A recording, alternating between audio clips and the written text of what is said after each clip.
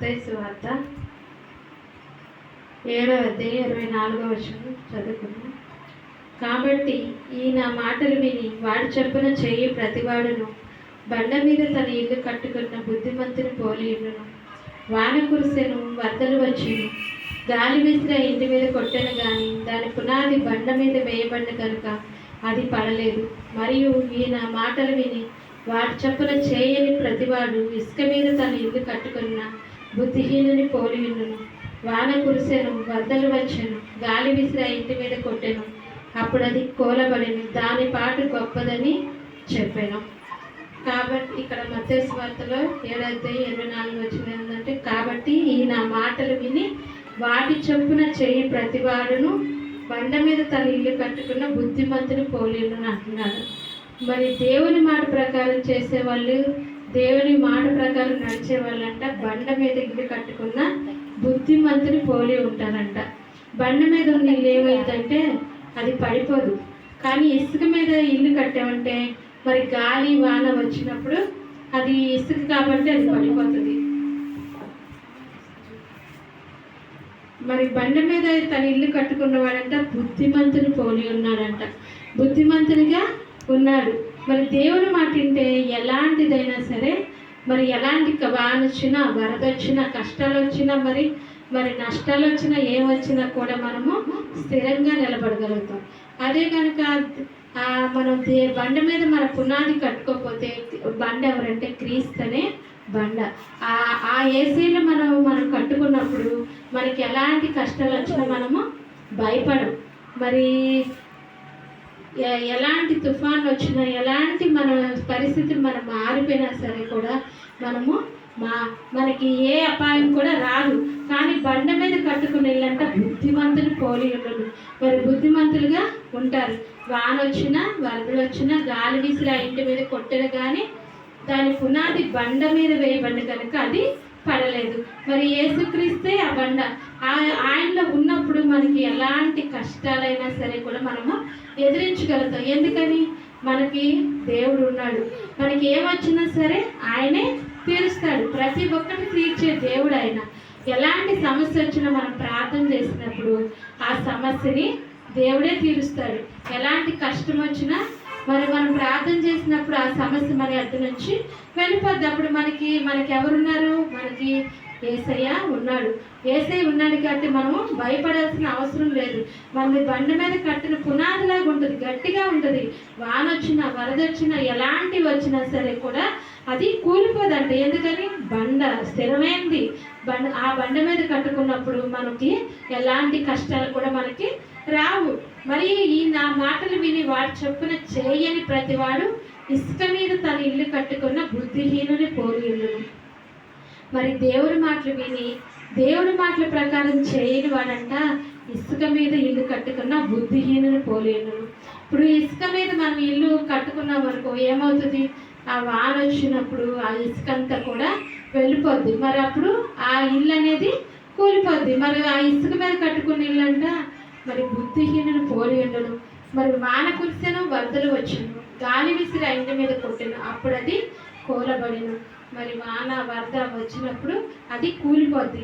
దేవుని ప్రకారం, దేవుని మాట ప్రకారం దేవుళ్ళో ఉన్న వాళ్ళేమో బండ మీద కట్టుకున్న ఇల్లు, ఆయనలో స్థిరంగా ఉంటారు. మరి ఆయన మాట మనం వినాలి. యేసు ప్రభు మరి ఆయన గొప్ప దేవుడు.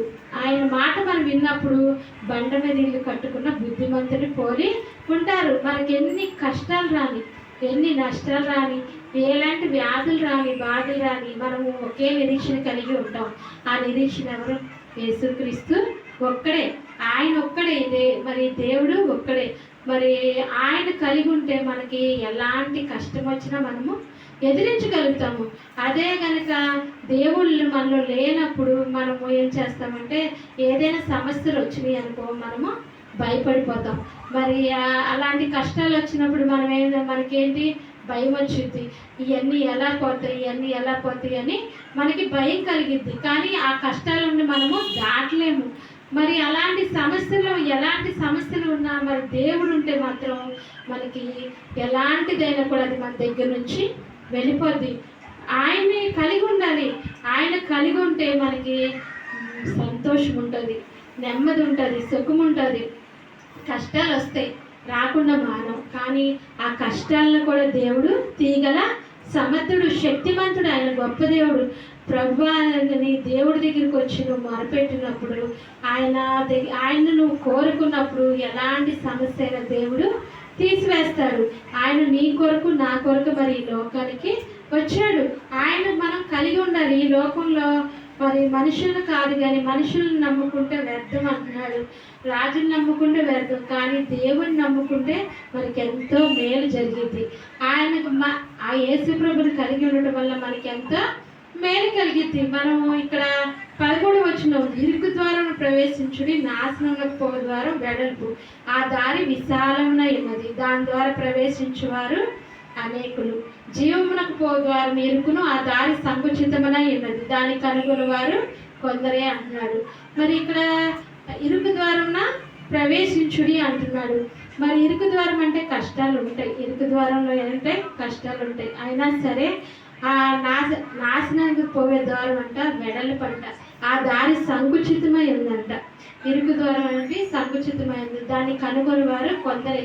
కానీ దేవుడి దగ్గరికి రావాలంటే చాలామంది సంశయపడతారు, మరి ఇష్టపడరు. కానీ ఆయనలోకి వచ్చి చూస్తే, ఆయన రుచి చూస్తే ఆయన ఎన్నడూ కూడా విడిచిపెట్టరు. ఆయన ఎంత గొప్ప దేవుడు. ఆయన ఒక్కసారి రుచి చూడాలి. ఆయన చూసినప్పుడు, ఆయన దగ్గరికి వచ్చినప్పుడు మనకి ఎలాంటి సమస్యలైనా కూడా వెళ్ళిపోతాయి. అది ఇరుకులాగే కనిపించింది, ఇబ్బందిలాగే కనిపించింది. మేమే దేవుని మార్గంలోకి ఎందుకు వెళ్ళాలి అనుకుంటారు. కానీ దేవుళ్ళలోకి వచ్చి చూస్తే ఆయనలో ఉన్న సంతోషం, ఆయనలో ఉన్న సమాధానం మనకి కలిగిద్ది. మరి ఆయనలో మనం ఉన్నప్పుడు మనకి ఏంటి, బండ మీద కట్టుకున్న ఇల్లును పోలం కలిగి ఉంటాము. బండ మీద ఇల్లు కట్టుకుంటే మనకి ఎలాంటి శ్రమలైనా సరే కూడా మనం వచ్చినా కూడా దానిలో నిలబడగలుగుతాము. మరి గాలి, వాన, తుఫాన్ వచ్చినప్పుడు బండ మీద ఇల్లు నిలబడగలుగుతుంది. అది వాన వచ్చినా, వరద వచ్చినా, ఎలాంటిది వచ్చినా సరే బండ అనేది చెదిరిపోదు, అది స్థిరంగా ఉంటుంది. మరి ఆయనలో మనం ఉన్నప్పుడు మనకి బండ మీద ఉన్న పునాదిలాగా ఉంటుంది. మన జీవితానికి ఎంతో సంతోషం, సుఖం ఉంటుంది. మనం దేవుణ్ణి కలిగి ఉండాలి. మనం భయపడకూడదు. ఆయన మార్గం ఇరుకు మార్గమే, కానీ ఆయనలో ఉన్న ఆశీర్వాదాలు గొప్పవి, ఆయనలో ఉన్న సంతోషం గొప్పది. మనము ఆయన రాజ్యానికి మనము వారసులుగా అవుతాము. మరి మనం ఆయన కలిగి ఉండాలి. ఆయన కలిగి ఉన్నప్పుడే మనకి ఎలాంటిదైనా దేవుడు మనకి సహాయం చేస్తాడు. ఆయన్ని ఒక్కసారి ఆయన దగ్గరికి వచ్చి నీ సమస్యలు ఏదైనా సరే దేవుడి దగ్గర మొరపెట్టినప్పుడంట దేవుడు ఎలాంటి కార్యమైనా చేస్తాడు. నన్ను విడిచిపెట్టేటి వాడు కాదు. ఆయన ఎంతో గొప్ప దేవుడు. ఆయన కలిగి ఉండాలి. ఆయన కలిగి ఉంటే మనకి ఎలాంటి కష్టాలు వచ్చినా, ఎలాంటి తుఫాన్లు వచ్చినా, ఎలాంటి వేదన వచ్చినా, అప్పుల్లో ఉన్న, బాధల్లో ఉన్న, కష్టాల్లో ఉన్నా సరే కూడా దేవుడు మనల్ని విడిపిస్తాడు. ఆయన విడిపించే దేవుడు. ఆయన్ని మనము కలిగి ఉండాలి. ఆయన కలిగి ఉంటే మనకి ఎలాంటి కష్టమైనా మనకి తీరిపోద్ది. దేవుడు ఎంతగానో సహాయం చేసే దేవుడు, ఎంతో కార్యాలు చేసే దేవుడు. ఒక్కసారి ఆయన దగ్గరికి వస్తే ఆయన నువ్వు ఎన్నడూ కూడా విడిచిపెట్టవు. ఆయన కావాలని నువ్వు కోరుకుంటావు. దేవుడు నీ వైపు చేతులు చాచి నీ వైపు చూస్తున్నాడు. ఆయన ఈ దగ్గరికి నువ్వు ఎప్పుడు వస్తావు, ఎప్పుడు దేవుడిని కనుగొంటామని ఆయన చూస్తున్నాడు. ఆయన చూస్తున్నాడు కాబట్టి మనం కూడా ఏం చేయాలి, ఆయన దగ్గరికి మనము రావాలి. ఎన్నాళ్ళు మనం ఈ కష్టాలతో, ఈ సుఖాలతో, నష్టాలతో మనం ఎంతకాలం మనం బాధపడతాం. ఒక్కసారి యేసయ్య దగ్గరికి వస్తే మనకున్న సమస్యలన్నీ కూడా దేవుడు తీరుస్తాడు. మనం బాధలు ఈ మనుషులు ఎవ్వరు పంచుకోలేరు, కానీ పరమ తండ్రి ఆయన తండ్రి గొప్ప తండ్రి ఆయన. మరి ఆయనకి నీ సమస్య ఏదైనా చెప్పుకున్నప్పుడు దేవుడు గొప్ప కార్యాలు చేస్తాడు. ఇరుకు ద్వారా ప్రవేశించుని అంటున్నాడు, నాశనానికి పోయేదారు అంట వెడల్పంట. అందులో చాలా రకాలు ఉంటాయి. మరి సంతోషం ఉంటుంది ఈ లోకంలో, కానీ మనకి నెమ్మది ఉండదు, మన ఆత్మకి శాంతి ఉండదు. మనం దేవుని రాజ్యానికి మనము వారసులుగా ఉండలేము. ఆ ఇరుకు ద్వారా మనం ప్రవేశించినప్పుడంట మనం దేవుని రాజ్యానికి వారసులు అవుతాం. మన అన్నిటిని దేవుడే తప్పిస్తాడు. దేవుడే గొప్ప గొప్ప కార్యాలు చేయగల దేవుడు. ఆయన వంటి మహాదేవుడు ఈ లోకంలో ఎక్కడ కూడా లేడు. లూకాసువార్త 19:10 అంటున్నాడు, నశించిన దాన్ని వెలికి రక్షించడానికి మనిషి కుమారుని వచ్చానని చెప్తున్నాడు. ఏ బిడ్డలు నశించిపోతే నాకు ఇష్టది కాదు అంటున్నాడు. నువ్వు మరి దేవుణ్ణి కలిగి ఉన్నప్పుడు ఆయన మనం నశించిపోతున్నాం, ఆయన మన దగ్గరికి వచ్చాడు, మన కోసం వచ్చాడు. వచ్చినప్పుడు మనం ఆయన్ని కలిగి ఉండాలి. ఆయన కలిగి ఉంటే మనకి ఎంతో సంతోషం ఉంటుంది, ఎంతో నెమ్మది ఉంటుంది, సుఖం ఉంటుంది. ఆయన్ని మనము కలిగి ఉండాలి. దేవుడి చిన్న వాక్యం దీవించుగాక. ఆమేన్.